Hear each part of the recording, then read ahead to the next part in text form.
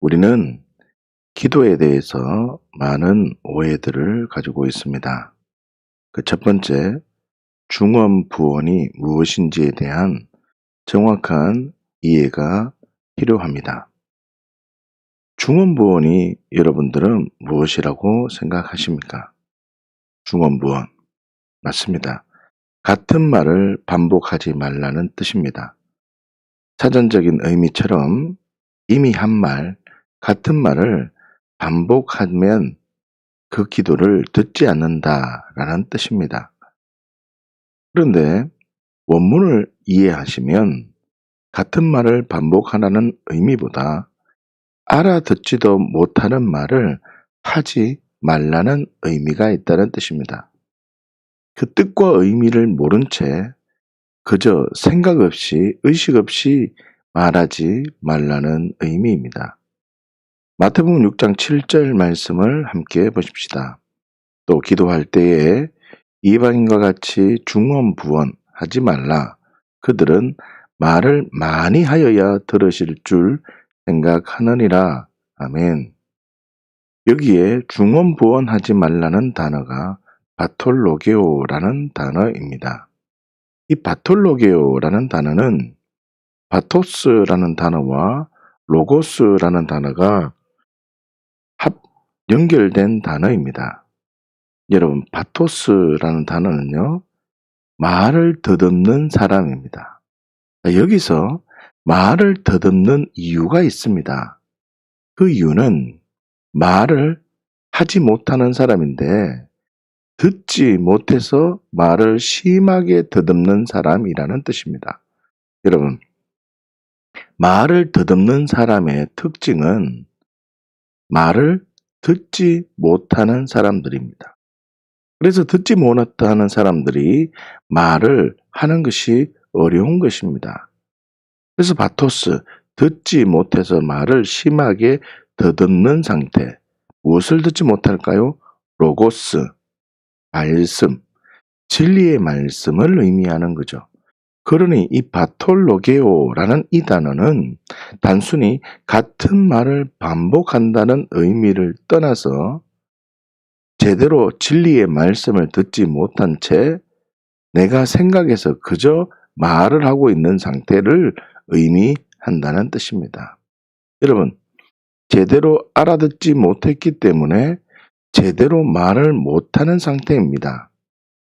말씀을 듣지도 못했으면서 복음이 도대체 무엇인지 알지 못했으면서 다시요. 말씀이 내 삶 속에 경험되지 못했으면서 말씀에 대한 이야기를 하는 모습을 말하는 것입니다. 다르게 말하면요. 중언부언하지 말라는 뜻은 자신에게 적용되지 않은 말씀을, 내 삶 속에 경험되지 않은 말씀을 다른 사람에게 말하는 것입니다. 다시요. 머리로만 이해한 말씀을 다른 사람에게 말하는 것입니다. 나는 이 말씀을 안다. 경험되지 않으면서도 나는 알고 있기 때문에 경험된 줄 착각한다는 뜻입니다.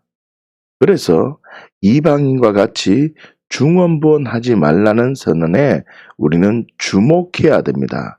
무슨 뜻이냐면 자기 자신이 무슨 말을 하는지 모른 채 그냥 기도라는 신앙의 행위를 하는 상태를 말합니다.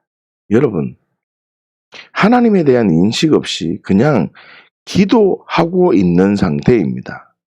여러분, 무속 신앙인들과 우리와 차이가 무엇입니까?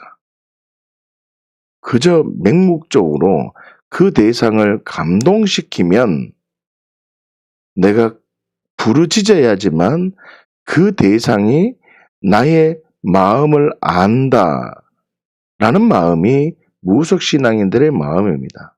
그러나 우리 예수님은 우리의 사정을 아시고 우리가 있어야 할 것을 아시는 분이십니다. 그렇기 때문에 이방인과 우리와의 기도의 형식이 다릅니다. 이방인들은요, 치성을 드려야 되고 기도라는 어떤 형식을 통해서 내 마음을 열고 내 마음을 이야기해야지만 하나님이 아신다라는 그 가치로 기도하지만 예수님과 우리와의 관계는 사귐입니다. 인식입니다. 하나님과 교제하는 것입니다. 하나님과 이야기하는 것입니다. 여러분 생각해 보십시오. 부모와 자식이 있습니다. 자식이 와서 부모에게 뭐라 얘기만 하고 그냥 가버립니다. 이 상황을 대화가 되어졌다라고 얘기하기는 어렵습니다. 그냥 삼자 입장에서 보면 어떤 한 사람이 와서 뭐라 얘기하고 그냥 돌아간다면 전쟁을 하겠다는 선전포고일 뿐입니다. 교제하는 것이 아닙니다. 그러나 두 사람이 만나서 이야기를 합니다. 어떤 큰 소리도 나지 않습니다. 그냥 서로의 눈을 보고 이야기하는 것입니다.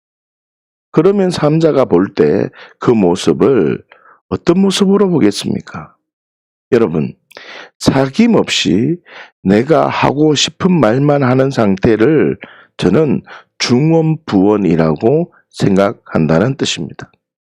결론적으로 중언부언하지 말라는 뜻은 같은 말을 반복하지 말라는 뜻이 사전적인 의미입니다. 그러나 저는 중언부언하지 말라는 뜻을 이렇게 적용하고 싶습니다. 말씀에 대한 정확한 이해 없이 기도하는 흐름. 우리는 복음을 자랑해야 되는데 우리는 복음을 자랑하는 것이 아니라 기도의 형식으로 넋두리를 한다면 우리는 심각하게 자신의 기도를 생각해보고 돌아보아야만 합니다. 한번 정리해 보십시다. 기도, 중언부언은 그저 주세요 같은 말 반복이라는 것을 넘어 의식 없이 하는 것임을 기억하십시오. 두 번째 우리의 기도에 오해가 있습니다. 구하라, 찾으라, 두드리라. 이 의미가 무엇인지를 우리가 생각해 보았으면 좋겠습니다.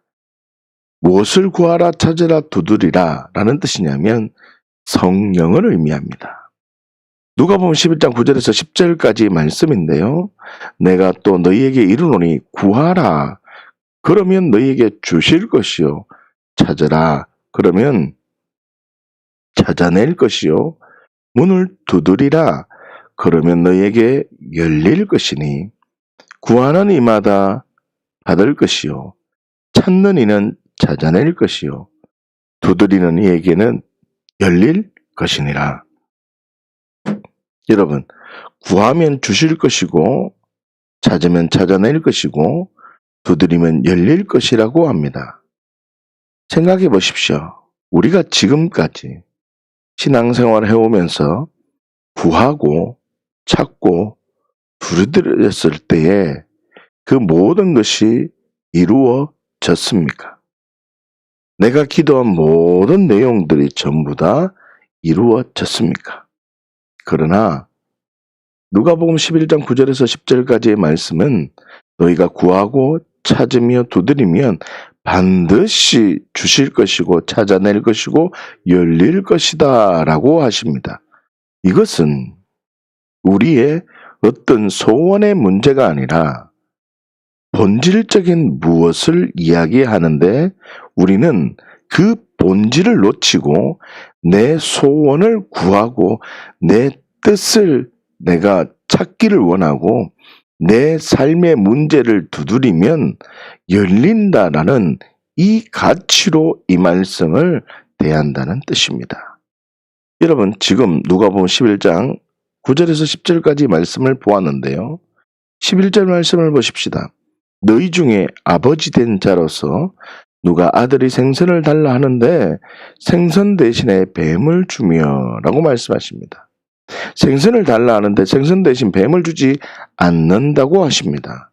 다시 말하면 무조건 구하면 주신다는 말인데 왜 우리는 응답받는 것이 어려울까요? 응답받기 어려웠다는 말은 잘못 구했다는 뜻입니다. 잘못 구했다고요. 우리는 이 말씀을 그저 내 삶의 문제를 놓고 진실하게 절절하게 애통하는 마음으로 구하면 하나님을 감동시키면 하나님이 응답해 주신다라고 생각할 뿐이지 진정 찾고 구하고 두드리면 반드시 이루어지는 이 본질의 의미를 놓친다는 뜻입니다. 여러분 누가복음 11장의 흐름을 생각해 보아야 합니다. 1절에서 4절까지는 주기도문이 나오고요. 5절에서 8절까지는 떡 3덩어리를 달라는 이야기가 나옵니다. 그리고 9절에서 10절까지 구하라, 찾으라, 두드리라 라는 선언이 나오고 11절부터 13절까지 성령을 주시리라 라고 선언합니다. 무슨 뜻입니까? 주기도문의 핵심은 떡을 구하면, 예수를 구하면 성령을 주신다라는 뜻입니다. 그러니 구하고 찾으라 두드리라 라는 것은 반드시 구하면 찾으면 두드리면 이 모든 것을 응답되어 주신다는 것은 성령을 주신다는 뜻입니다. 성령. 그러니 우리가 첫 번째 기도의 진리체계를 보았듯이 성령을 내 마음에 성령님의 임재가 경험되어지고 내 몸에 성령님의 임재가 느껴지면 그것이 바로 내 삶 속에 정말 벗어버리고 해결돼야 될 문제보다 하나님이 더 크게 보이고 하나님을 더 원하며 덧입기를 사모한다는 뜻입니다. 이 비밀이 경험되시기를 예수님의 이름으로 축복합니다.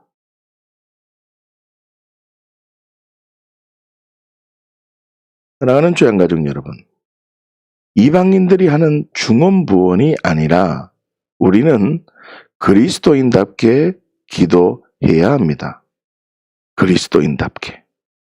기도할 때 십자가와 부활의 감격을 자랑하며 십자가와 부활이 나에게 어떤 의미인지를 고백하면 생명이 있는 존재라고 성령님께서 임재하여 주시고 구하고 찾고 두드리면 성령님께서 내 삶을 인도하는 삶, 여호와께서 나의 목자가 되는 삶을 허락하여 주시는 것입니다. 중언부언. 여러분, 복음을 자랑하는 중언부언을 하십시오. 주양가족들이여, 기도가 시작될 때 나의 넋두리로 시작하는 기도가 아니라 복음을 자랑해 보십시오. 기도할 때 복음을 자랑해 보십시오. 십자가의 의미가 어떤 의미인지, 무덤의 의미가 어떤 의미였는지, 부활의 의미가 어떤 의미인지, 마지막 현년의 삶으로 초대하는 그 복음의 진보가 나에게 어떤 은혜가 되었는지를 우리는 기도하며 자랑해야 되는 것입니다. 하나님의 은혜가 내 삶을 붙드는 삶, 그러면 아버지의 인도하심을 경험하는 삶을 누리게 해 주시는 것입니다. 사랑하는 주양가족 여러분, 오늘 하루 진정한 중언부언의 삶을 초대합니다. 오늘 하루 진정한 중언부언의 삶, 부정적 중언부언이 아니라 십자가와 무덤과 부활과 현현을 이 말씀이 나의 삶에 정말 하나가 되었음을 감격하는, 하나님이 나에게 주신 생명의 능력을 자랑하는 중언부언의 삶을, 하나님이 기뻐하시는 중언부언의 삶을 길을 초청합니다. 그래서 하나님이 나의 아버지고 하나님이 나의 하나님임을 고백하여 아버지께서 나의 삶을 지켜주시는 은혜를 경험하시기를 예수님의 이름으로 축복합니다. 함께 기도하겠습니다.